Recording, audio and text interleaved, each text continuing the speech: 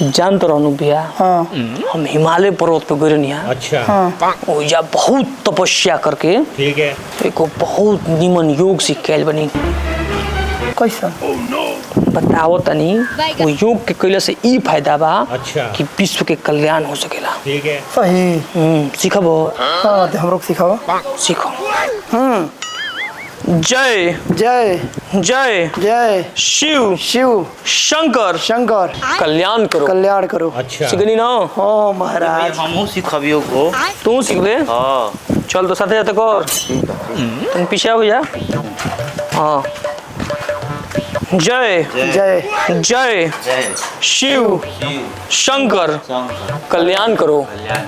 सीख ले ना? तनी आगे आओ। हाँ अब कर। जय हाँ जय हाँ शिव हाँ शंकर हाँ कल्याण।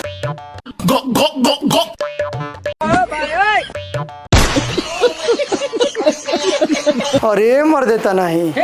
अच्छा भइल कि बिरजुआ आ गइल ह। अच्छा नहीं तो हमारे पैटा सरका दिल रही।